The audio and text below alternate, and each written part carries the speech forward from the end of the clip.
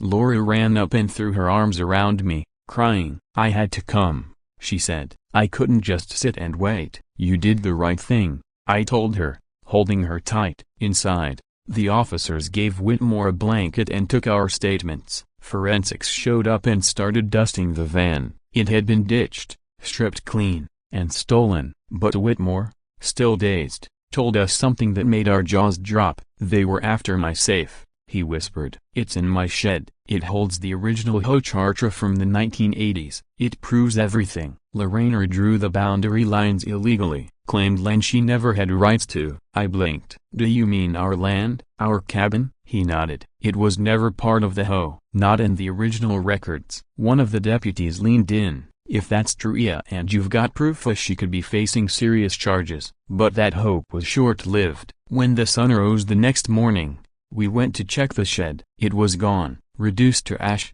nothing but charred metal, scorched earth, and smoke. Someone had returned during the night and torched it. The one place Whitmore had kept the evidence he had destroyed. But amid the wreckage, Whitmore found something. A small, steel lockbox, blackened, but intact. His hands trembled as he pried it open. Inside, protected from the fire, was a flash drive. "I never trusted computers," he said. "But my son made me back everything up years ago. It's all on here: meeting footage, emails, scanned docs, even video of Lorraine threatening anyone who got in her way." Laura stared at it like it was a priceless relic. I sealed it in a Ziploc bag and tucked it into my pocket. But someone had been watching. When we returned to our cabin, we found a new message. Not spray-painted. This time it was nailed to our front door. "Turn it in and we'll turn you in." No signature, just a dead squirrel pinned beside it. Laura screamed. I ripped it down, stormed out to the driveway, fists clenched, heart racing. I was done playing defense. I called Rick. "I have what we need. Can you get us in front of the county commissioner?" He said yes. But that night, our internet went out. Then the phone lines went dead. We were being isolated. That's when Laura called down from upstairs, her voice breaking. "Kevin, they're coming. Look." I ran up and looked out the window with her. Down by the lake, a group of people, 10, maybe more, were gathered at the edge of our property, moving toward the cabin, silent, holding torches. And at the front of the group, Lorraine, dressed in black, smiling. I reached the top of the stairs just in time to see the 10, maybe 15 figures creeping up the gravel path toward the cabin. Their faces were hidden by shadow, flickering in and out of view under the torchlight. And some of them a broken bar I knew. Neighbors, people we'd laughed with, shared holiday pie with, borrowed jumper cables from. Now they looked like they'd stepped out of some backwoods horror movie. At the front of the procession was Lorraine,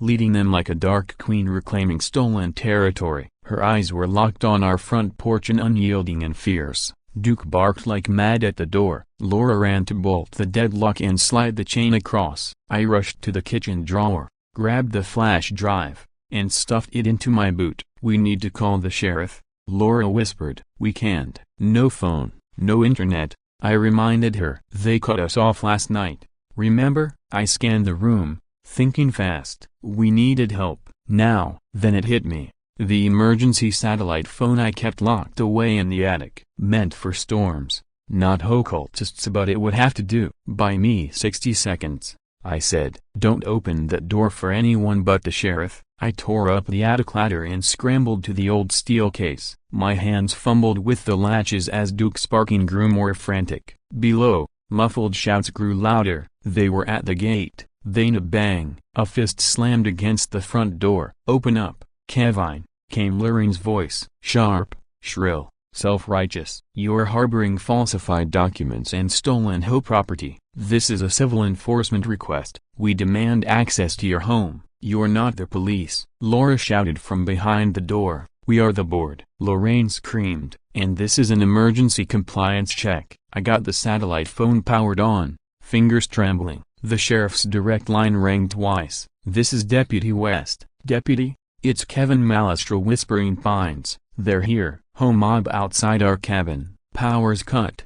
Phones are down. They've got torches. You have to come in now." A moment of silence. "Stay inside," he said. "We're en route." The line went dead. I bolted downstairs just as another crash rang out. They were trying to take the gate down. Metal screamed, hinges broke, Duke snarled like a demon at the door, ready to tear someone apart. I peeked through the blinds and saw Tom, our neighbor, the guy I'd gone fishing with, played cards with. He stood behind Lorraine, a broken bar holding a crowbar. "No," I breathed. Laura joined me, her face paling when she saw him. "I thought he liked us," she said, her voice cracking. "I thought all of them did, but betrayal always cuts deepest when it comes wrapped in a familiar smile." One last crash and the gate collapsed inward. Lorraine stepped forward like a high priestess in a bonfire ritual, torch raised above her head. "You have until the count of 5 to hand over the device," she bellowed. "Or what?" I shouted back through the glass. "Or we take it by force." The crowd growled their approval. Tension buzzed in the air like a live wire. Laura grabbed a kitchen knife. "They mean it,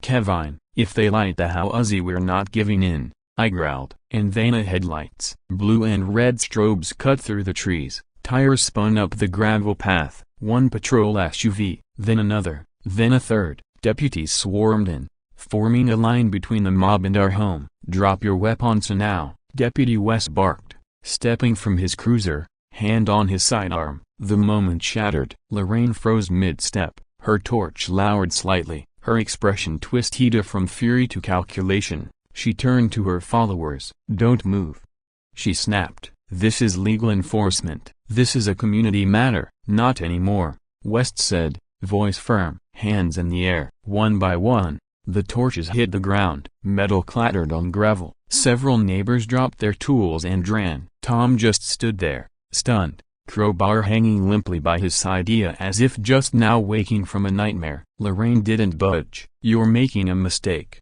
she spat. "You'll regret this, ma'am," said the deputy, stepping forward. "You're under investigation for harassment, trespassing, impersonating an official, and conspiracy to commit property damage." He reached for his cuffs, but Lorraine moved faster. She yanked something from her coat pocket and hurled it at the gravel. Flash-a-boom. A deafening pop, a burst of light. Smoke exploded across the front yard, thick and blinding. People screamed. Duke barked wildly. Laura dove behind the kitchen island. By the time the smoke cleared, Lorraine was gone. Deputies fanned out, combing the woods for over an hour. They found her shoe, a glove, but not Lorraine. It was like she'd vanished into the trestle, into the night itself. Later, we handed the flash drive over to the sheriff. Rick showed up in person, helping them sort through the damning evidence. Rigged board votes, illegal land grabs, backdoor payments funneled through relatives. The drive had everything. From the porch,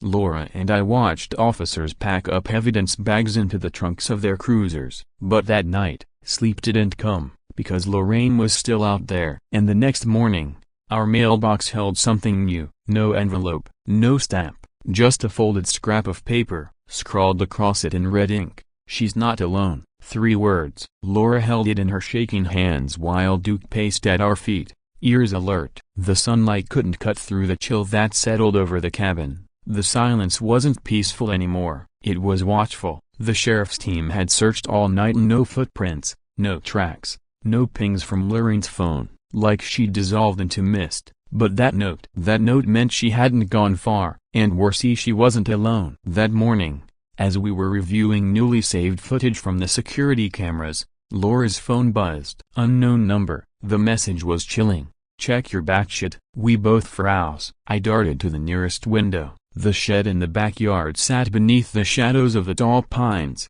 its door barely hanging open. I knew I hadn't left it that way. Grabbing a crowbar from the coat closet, I slipped out the back door. Laura stayed upstairs, eyes locked on me through the bedroom window. The air felt unnaturally still, and no birdsong, no breeze, just silence. As I crept closer to the shed, a soft rustling reached my ears from inside. I gripped the crowbar tighter, nudged the door open, and there he was. An older man stood in the shadows, tall and weathered, wearing worn work boots and a faded flannel shirt. A large manila envelope was tucked beneath one arm. His white hair caught the morning light.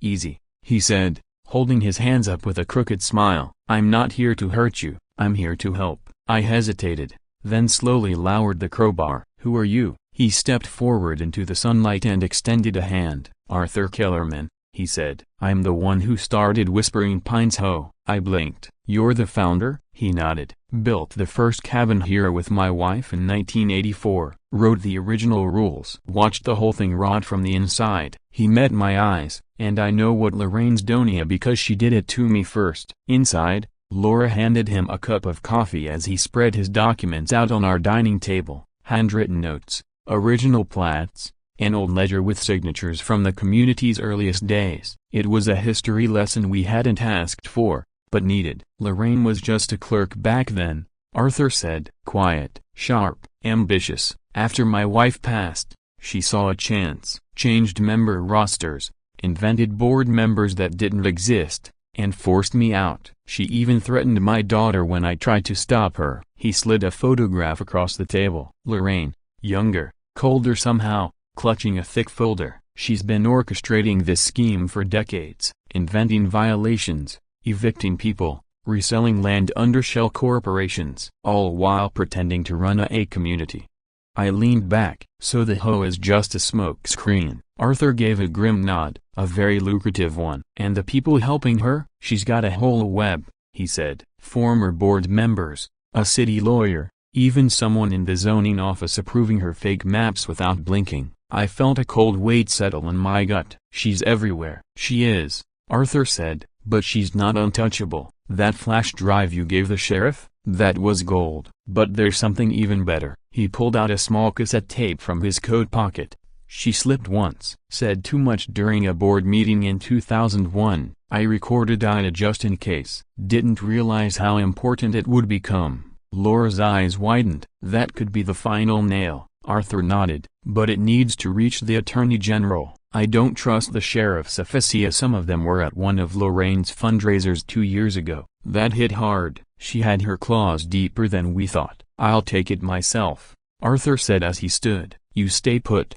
don't go anywhere." And with that, he stepped back into the trees like a ghost from another time, carrying our last hope in the inside pocket of his coat. That night, we didn't sleep. We kept the lights low and the shotgun nearby. Duke curled up by the front door, twitching at every creak. Then, at around 3 a.m., our camera system pinged a movement near the shed. We pulled up the live feed. 2 men in dark hoodies crept toward the door, flashlights off. One picked the lock and pulled something out, and not a gas can this time. It was a drone. "Oh no," Laura whispered. I sprinted for the door, phone in hand, trying to call Deputy Westa, but no service. Again, I flung the door open and shouted into the night, "We see you.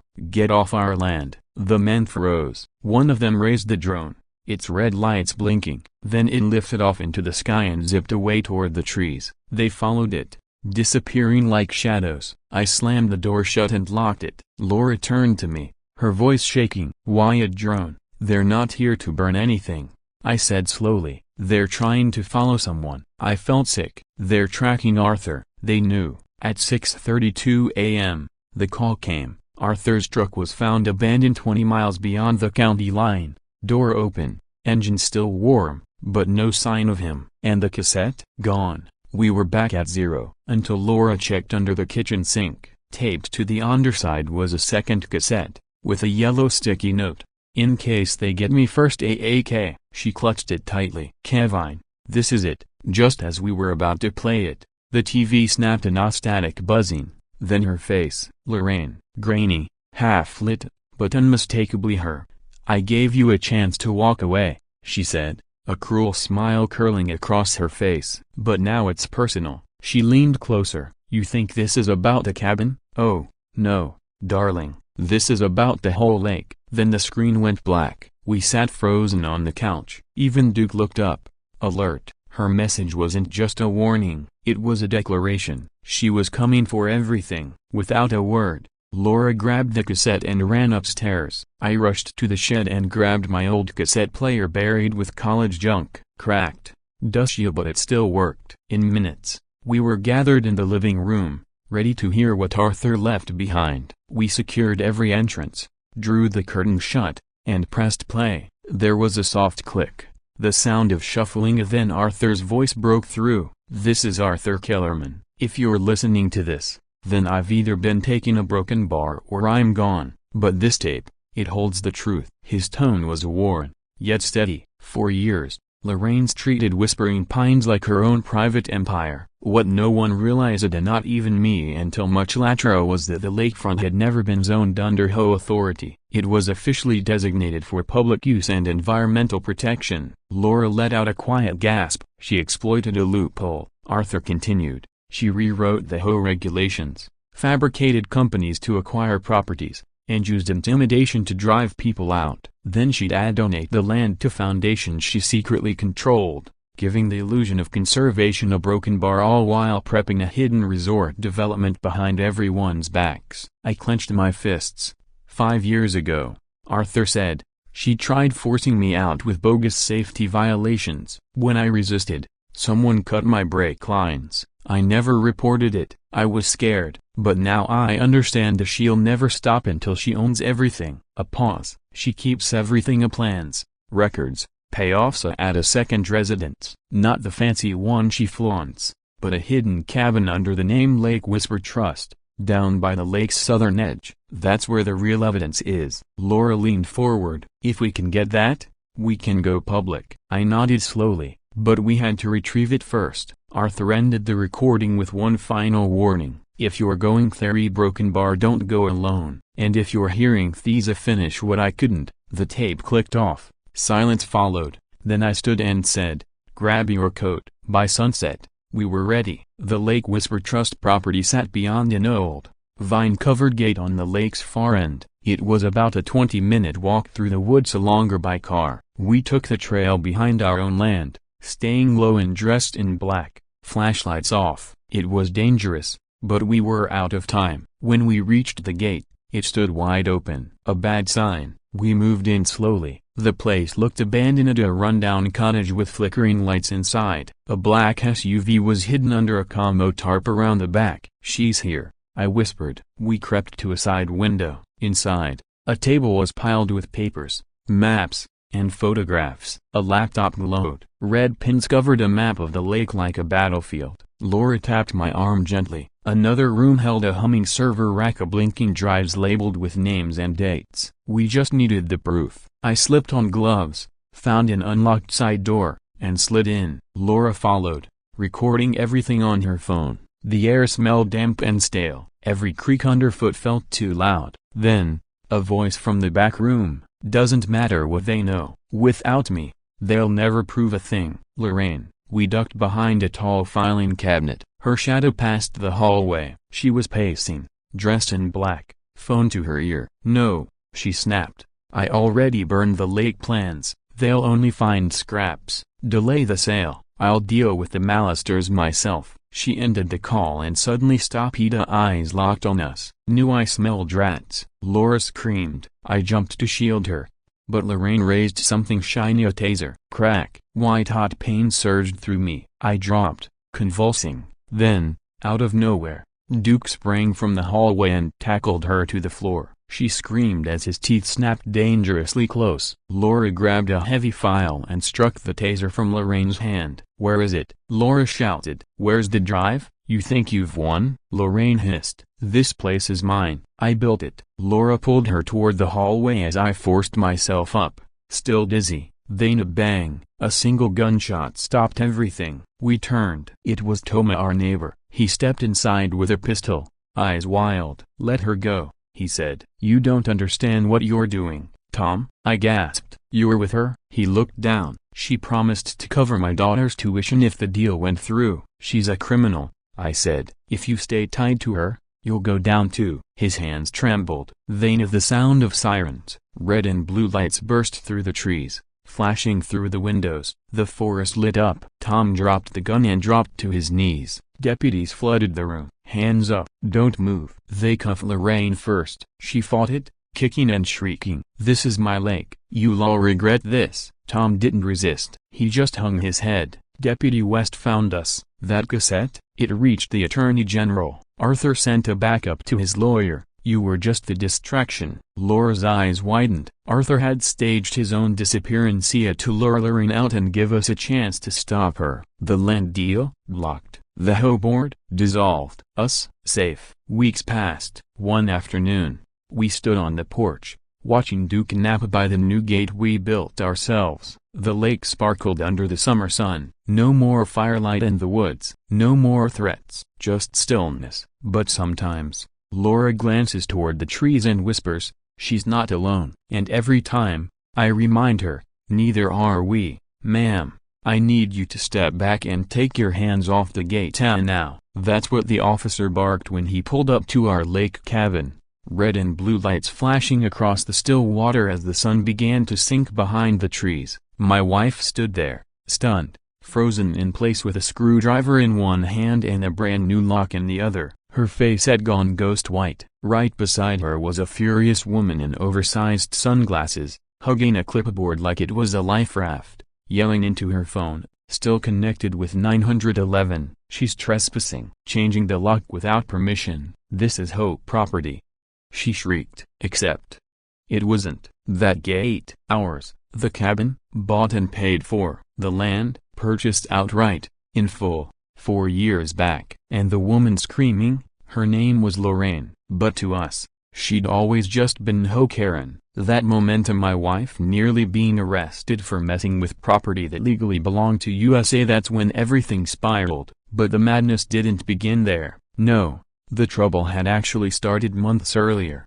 on a calm afternoon when we decided to spend our summer at the lake. But before we dive into that, where are you watching this from? Drop it in the comments. I'm Kevin, my wife is Laura, and this is the story of how changing a gate lock nearly landed her in jail and how one petty HOA president picked the wrong couple to push around. We bought the lake cabin that spring. It was quiet, charming, a little rundown but peaceful, tucked away down a gravel path beside Whispering Pines Lake, the kind of place where frogs lull you to sleep, birds greet the sunrise, and the wind murmurs secrets through towering pines. Laura fell in love with it instantly. Called it her dream spot. And for a few golden weeks, that's exactly what it was until Lorraine showed up. No warm greeting, no welcome to the neighborhood, just a shrill, "You can't park there."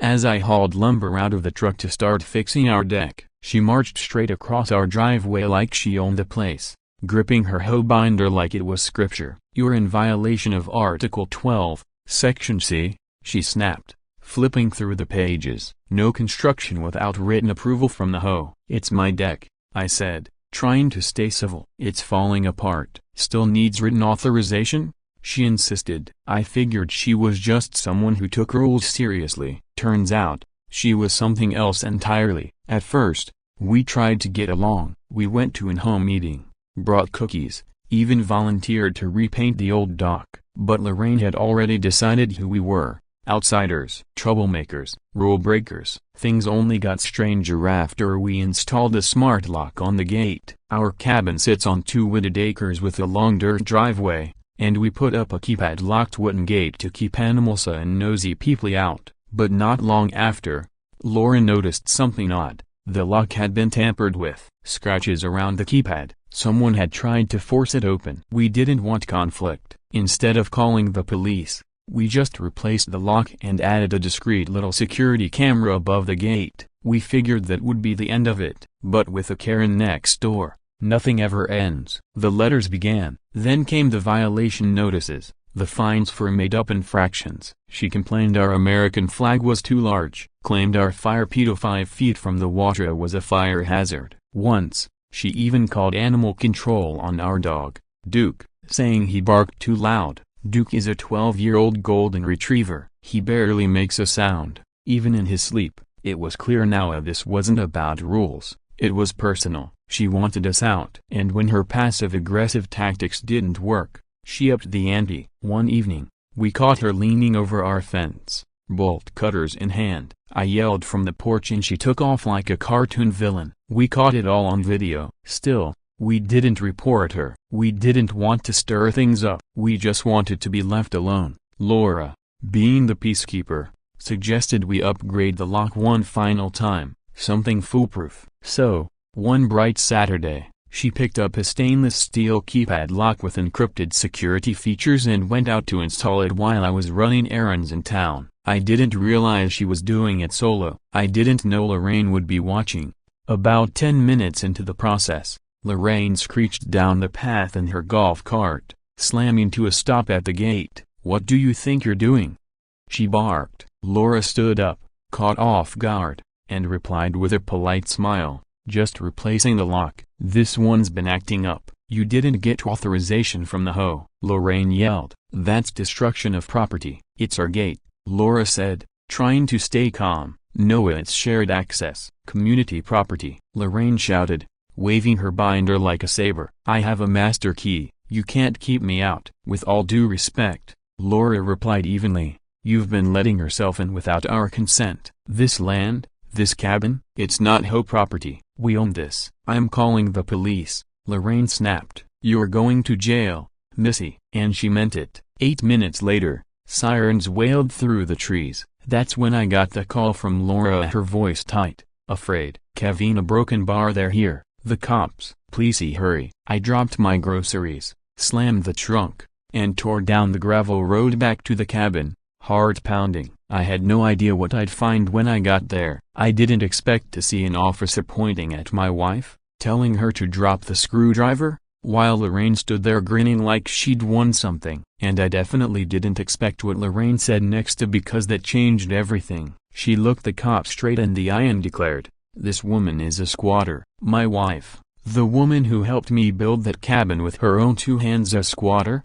Before I even reached the gate, the officer had his notepad out, already writing. And at that moment, something inside me snapped, because I remembered. There was one thing Lorraine didn't know, something that was about to flip the whole situation on its head. But before I had a chance to speak, Laura stepped forward, and from that moment on, everything spiraled. She moved slowly, hands raised, and not because she had anything to hide, but because she understood how quickly things could go south. The officer's hand hovered close to his holster, eyes darting between her, the lock, and the woman screaming behind him. "I'm not a squatter," Laura said, voice shaking slightly, but steady with conviction. "This is my home. I live here with my husband. We bought this place together." Lorraine scoffed so loudly it startled the birds from the trees. "She's lying. She's been sneaking onto the property while the actual owners are away. The new lock, proof she's hiding something." The officer paused,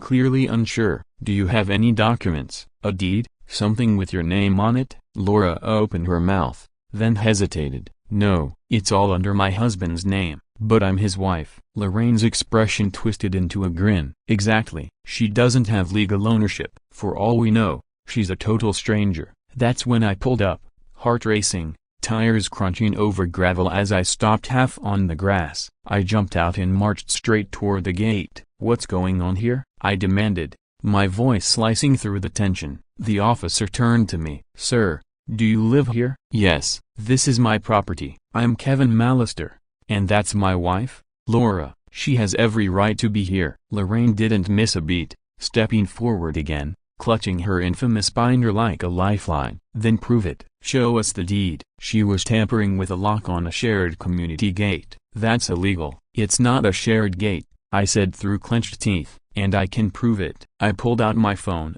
quickly navigating to the county's property map, an official document I'd saved months ago, back when Lorraine first started giving us trouble. "See this?" I pointed at the red boundary line. "Everything within this area, our cabin, the gate, the driveway, is private property. The HOA's jurisdiction ends over there." I motioned toward a faded wooden post deep in the woods, barely visible behind the trees, marked with a weathered green tag. The officer leaned in to examine the map. "Do you have ID to verify ownership?" I handed him my driver's license.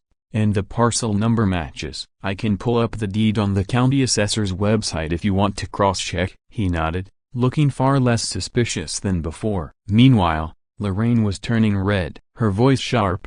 She pushed forward again. "I don't care what that map says. That gate's been used by the community for years. I have a master key." Laura finally spoke up again, her tone calm but clear. "That's exactly the issue, Lorraine. You have a key to our gate. You've been entering our property without permission. That's trespassing." The officer sighed and took a step back. "Ma'am," he said, addressing Lorraine, If the property line checks out and it looks like it does, so you don't have the right to access this land, I suggest you leave now. Lorraine's jaw dropped. You're siding with them? I'm siding with the law. She stood frozen for a second. Then, like a kid being told no for the first time, she turned on her heel and stormed off, muttering threats about lawsuits and calling the board. The officer turned to us and offered a quick apology. Sorry about the confusion. These HOA disputes can get messy, but she should have checked the facts first. Laura still looked shaken. Her hands trembled slightly as I helped her finish securing the new lock. I was terrified, she whispered. I thought they were going to arrest me. I wrapped my arms around her, not on my watch, but just when we thought it was over. The next morning brought a new twist. A letter, this time from the HOA, not the police, landed in our mailbox. A violation notice, unauthorized security modifications to community entry. They claimed the gate, our private gate, still required HOA approval, and now they were threatening us with a $500 a day fine until we removed the new lock. Laura read the letter and let out a bitter laugh. They're doubling down, I nodded. Then so do we. It was time to look deeper. If Lorraine was abusing her role in the HOA to harass us, there was a chance we weren't her only targets. I called up Rick, a buddy of mine who works at a real estate law firm. I asked him to dig into the HOA, how it was formed, what powers it really had, and most importantly, what Lorraine's actual role was. While we waited for Rick's report, we began to notice something strange. Mr. Whitmore, an elderly neighbor we used to wave at during our walks, suddenly stopped acknowledging us. Another resident crossed the street to avoid us. A third sent us a typed letter, asking if we could keep the drama down. Lorraine had turned the neighborhood against us. But even that wasn't the worst part. 3 nights later, just after 1 a.m., someone started pounding on our gate. Laura and I shot out of bed. Duke sprang up, barking like mad. I grabbed a flashlight, slipped on a jacket, and peered out the front window. A truck sat running out by the road. A man stood at our gate, holding something. I flipped on the porch light. He didn't move. I turned on the driveway floodlight. Still nothing. Then I saw Ida. He was holding bolt cutters. And he wasn't alone. Another figure crept from the shadows toward the side of the gate. They were trying to cut their way in.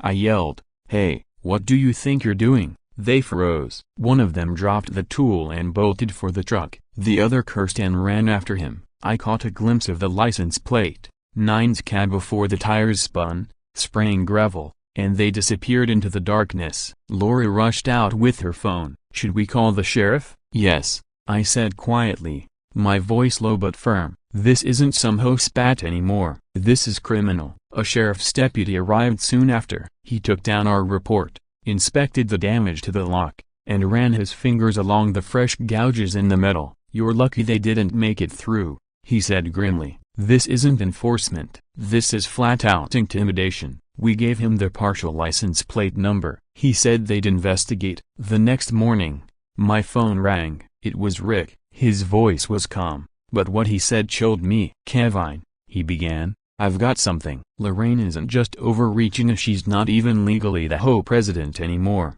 Her term ended 2 years ago." I stood there stunned. "She's been acting as president with no legal authority," Rick continued. "No re-election, no board approval, which means every fine, notice, and threat she's sent, completely illegitimate." I sat down hard. "You're serious? She's impersonating an HOA officer. That's fraud." But Rick wasn't done. He dug deeper into the original bylaws and uncovered something that could change everything. He was just about to explain when another message popped up on my phone. "Unknown number. Stop digging or your little cabin won't stay peaceful." I showed Laura the message. Her eyes went wide. "We're in way deeper than we thought," she whispered. And then there was a knock at the door. Hard, unexpected. When we opened it, we couldn't believe who was standing on our porch. The door creaked open, and there he was, Mr. Whitmore, the quiet older man who lived 3 cabins down. His silver hair was slicked back neatly, and he held a folded manila envelope in one hand.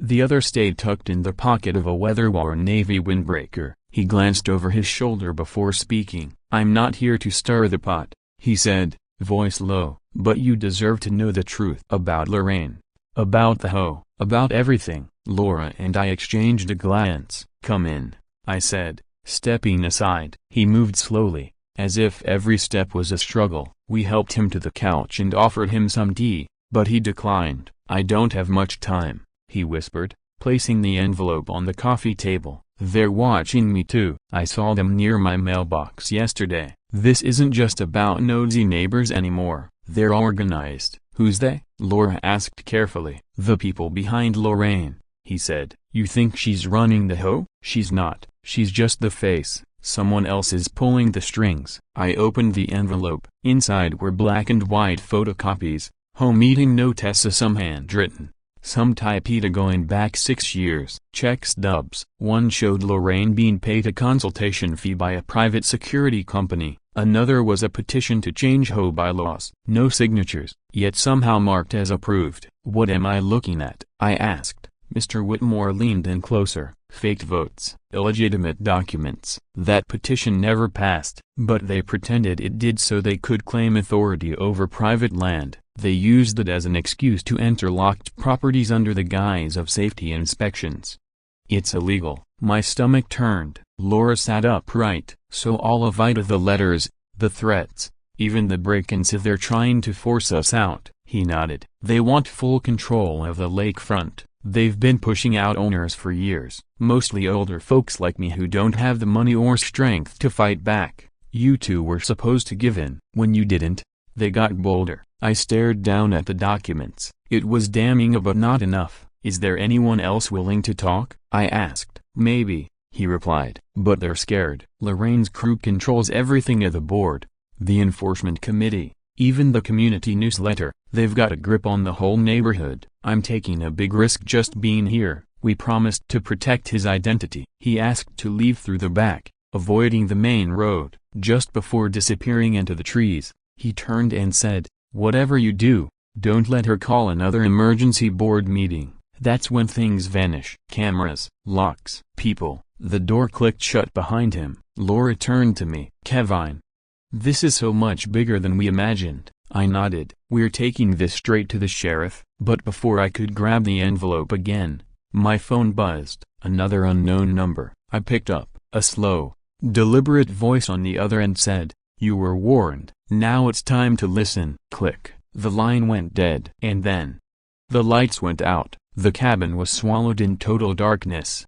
Duke growled from his spot by the couch. Laura gasped. "Did the power just a question mark?" Before I could respond, our security monitor lit up. The motion-activated camera at the gate had turned on. 2 hooded figures were walking directly toward the cabin, each carrying a gas can. I rushed to the breaker box, flipping every switch. Nothing. Our generator, completely dead. Sabotaged. I grabbed the flashlight and the aluminum baseball bat we kept by the front door. Laura was already on the phone with 911. "Yes," she said, breath shaking. "There are 2 men outside. They've got gas cans.